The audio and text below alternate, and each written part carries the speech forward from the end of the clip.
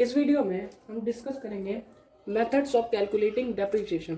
पिछले वीडियो में हमने देखा था फैक्टर्स जो भी हम कंसीडर करते हैं फॉर कैलकुलेशन ऑफ डेप्रिसिएशन, मगर उसी को आगे बढ़ाते हुए हम इस पे मेथड्स देखेंगे कौन कौन से वेज हैं जिससे हम डेप्रिसिएशन कैलकुलेट करते हैं 11th क्लास के स्टडी मटेरियल के हिसाब से। There are two methods for calculating depreciation.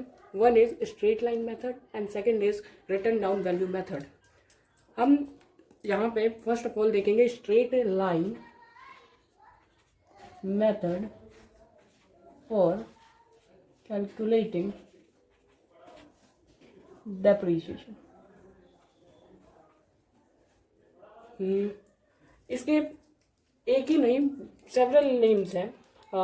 Paper में या फिर एग्जाम्स में किसी भी नेम से पूछा जा सकता है या फिर क्वेश्चंस में भी आप अलग अलग नेम देखेंगे इसके। तो इसके और भी नाम है जैसे फिक्स्ड इंस्टॉलमेंट मेथड और ओरिजिनल कॉस्ट मेथड एक्सेट्रा। तो इसके 3 नाम हैं जो भी हम मेनली देखते हैं अपने क्वेश्चनों में, क्वेश्चन को सॉल्व करते time. First is straight line method, second fixed installment method and third is original cost method. हमें किसी भी नेम से क्वेश्चन पूछ सकता है। इससे पहले हमें यह जानना है कि डेप्रिसिएशन कैलकुलेट कैसे करते हैं स्ट्रेट लाइन मेथड से पहले। तो डेप्रिसिएशन का सिंपल सा फॉर्मूला होता है depreciation is equals to cost of fixed asset minus residual value और salvage value और scrap value divided by useful life, economic life और वर्किंग लाइफ। कुछ भी नेम से दे दिया जा सकता है। ये हमने अपने पिछले वीडियो में डिस्कस कर रखा है कि कॉस्ट ऑफ फिक्स्ड एसेट कैसे निकालते हैं, रेजिडुअल वैल्यू या फिर सैल्वेज वैल्यू क्या होती है, स्क्रैप वैल्यू क्या होती है, वो यूजफुल लाइफ क्या होता है। Useful life is type of expectation we expect any the life of any fixed asset that कितने साल तक ये यूज कर सकते हैं हम। This is a type of expectation, estimate है। हम बस एस्टिमेट लगाते हैं, हमें ओरिजिनली पता नहीं होता, हम भगवान थोड़े हैं, हम बस एस्टिमेट लगाते हैं। एक सेकेंड कोस्ट, कोस्ट हमने पहले ही डिस्कस कर रखा है, आप रेफर कर सकते हैं पिछले वीडियो को। रेजिडुअल वैल्यू, रेजिडुअल वैल्यू और scrap value is a type, हमने जो भी एस्टिमेट लगाया है किसी भी मशीनरी का या फिर किसी भी फिक्स्ड एसेट का यूजफुल लाइफ, उसके एंड पे हमारा फिक्स्ड एसेट कितने रुपए में बिक सकता है। फिर से रिपीट करेंगे, हमारे एक्सपायरी ऑफ यूजफुल लाइफ के हमारा useful life of fixed asset जब एक्सपायर होगा उसके एंड पर उसका वैल्यू क्या होगा, कितने में हम उसे बेच सकते हैं। This is simple. अब इसी मेथड से हम डेप्रिसिएशन कैलकुलेट करेंगे। इससे पहले मैं आपको एक इस फॉर्मूले का एक एग्जांपल कराना चाहता हूँ। लेट करते हैं एक हमने फर्नीचर खरीदा of ₹10 lakh, expected useful life is 10 years and it's residual value is ₹1 lakh. 10 साल बाद अगर उस मशीन को हम बेचते हैं तो वो 1 लाख में बिकती है। तो हम डेप्रिसिएशन कैसे कैलकुलेट करेंगे, cost minus residual value upon में वर्किंग लाइफ या फिर यूजफुल लाइफ ऑफ एसेट। तो कैसे कैलकुलेट करेंगे, तो हमारे पास कॉस्ट कितनी है 10 लाख रुपीज, उसमें से 1 लाख रुपीज लेस करेंगे residual value divided by 10 years. तो पर ईयर डेप्रिसिएशन हमारा हो जाएगा ₹10 90,000। कैसे? इससे क्या आएगा, 9 लाख डिवाइडेड बाई 10 ईयर्स, तो हर साल कितना होगा, 90,000 रुपीज़ हम as a depreciation write off करेंगे। इसके अलावा हमें कई कई क्वेश्चनों में ये भी पूछा जाता है कि रेट बताओ, ये सारा काम करके रेट क्या होगा, डेप्रिसिएशन का रेट क्या है। तो rate for calculating depreciation,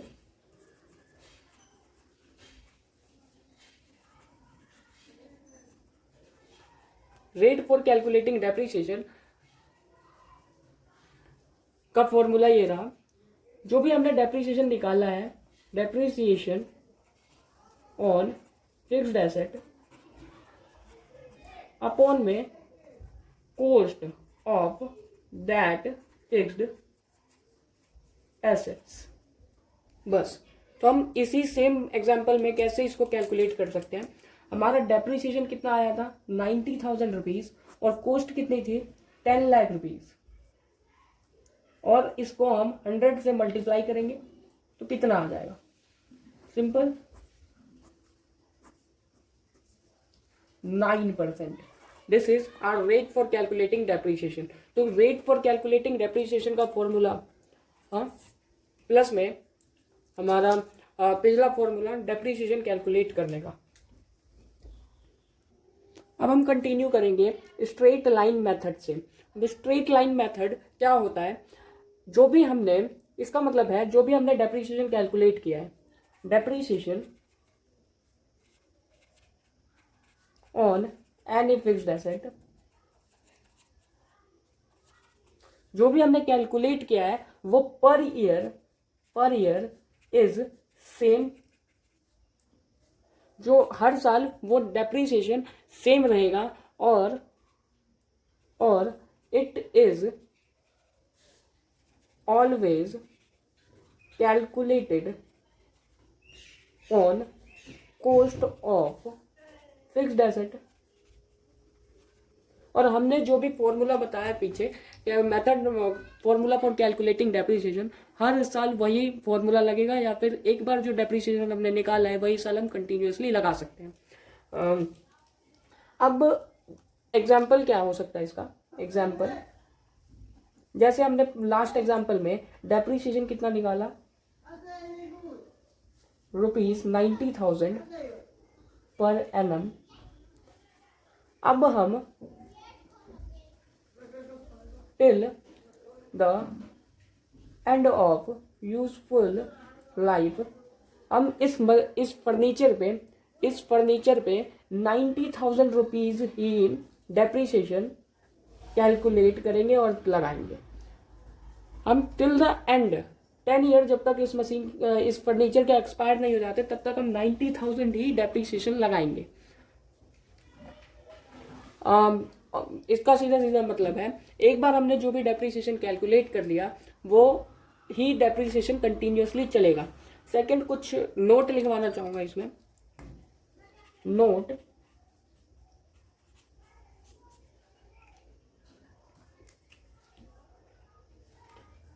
when the following are given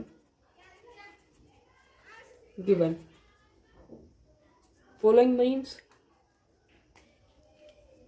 cost, second is rate, residual value या फिर salvage value और स्क्रैप वैल्यू, कुछ भी बोल सकते हैं, और वर्किंग लाइफ और useful life, whatever you called, cost, rate, working life and residual value, ये चार चीज जब भी गिवन होगा,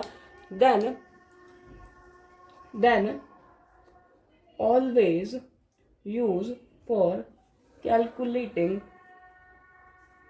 डेप्रिसिएशन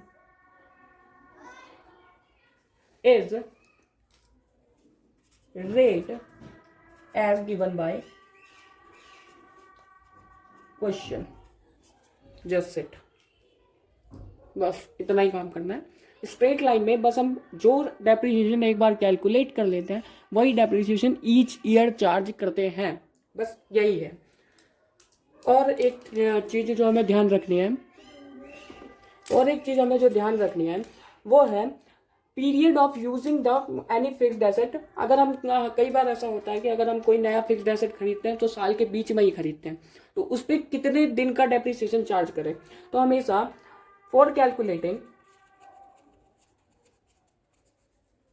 डेप्रिसिएशन हमें ऑलवेज कंसीडर करना पड़ता है, always consider period for holding और period for using the asset, such as कि हमने अगर if we have used any asset for 10 months only, then the depreciation shall only be calculated for 10 months, only for 10 months। 10 महीने से ज़्यादा का हम depreciation calculate नहीं करेंगे। अगर हम किसी भी एसेट को 9 मंथ ही यूज़ करते हैं तो डेप्रीसिएशन सिर्फ 9 मंथ का कैलकुलेट करेंगे, उससे ज़्यादा या कम का नहीं। अगर हम किसी एसेट को 12 मंथ पूरा यूज़ करते हैं तो पूरा पर एनम का डेप्रीसिएशन कैलकुलेट होगा। बस ये कॉन्सेप्ट ध्यान में रखना है, बाकी क्वेश्चन अपने आप ही सही हो जाएगा। अब आगे चलते हैं, हम अपनी बुक के टी.एस. गिरेवाल के कुछ क्वेश्चंस करेंगे जो बेसिक होंगे और आगे हम प्रोसीड करेंगे। हमने question number first of T.S.. Grewal book, question कह रहा है कि हमें रेट ऑफ डेप्रिसिएशन कैलकुलेट करना है under SLM method. It says that the हमने परचेज करा है सेकेंड हैंड मशीन जिस पे हमने 90,000 में 96,000 में कॉस्ट है उसकी, प्लस में हमने 24,000 उसके कार्टेज एंड रिपेयर्स पे खर्च करा है, इंस्टॉलेशन पे खर्च करें, और यूजफुल लाइफ 4 years है, और estimated residual value is 72,000 rupees. यहाँ हम डिस्कस करेंगे क्वेश्चन नंबर फर्स्ट का सॉल्यूशन। इसमें हमें क्या क्या दे रखा है, हमें परचेज कॉस्ट दे रखी है 96,000 और इस पे हमने अदर एक्सपेंसेस कर रखे हैं जैसे cartage, repairs and installation and other expenses 24,000 का। हमें यूजफुल लाइफ 4 years दे रखी है and estimated residual value is 72,000। अब टोटल कॉस्ट ऑफ मशीनरी क्या होगी, ऑफ एसेट इज 96,000 प्लस में 24,000 रुपीज़। क्यों? क्योंकि हमने पिछले वीडियो में भी बताया था कि till the date of put to use जो भी हम एक्सपेंस करेंगे सारे एक्सपेंस हमारे एसेट के कॉस्ट में इंक्लूड होते हैं। तो टोटल कॉस्ट हमारे पास कितनी आ जाएगी, यहाँ से total cost is 1,20,000 rupees. Depreciation calculate करने का फॉर्मूला क्या था, cost of asset minus residual value upon में वर्किंग लाइफ। तो कॉस्ट ऑफ एसेट हमारी 1,20,000 है, माइनस इसमें से 72,000 residual value after 4 years and working life asset की कितनी है 4 years। तो कितना बचता है 48,000 रुपीज। घटाने के बाद कितना बचेगा 48,000 रुपीज 4 years। कितना होगा पर ईयर डेप्रिसिएशन कितना हो जाएगा 12,000 रुपीज पर एनम डेप्रिसिएशन। हमें क्वेश्चन में सीधे सीधे बोल रखा है हमें कैलकुलेट करना है रेट ऑफ डेप्रिसिएशन।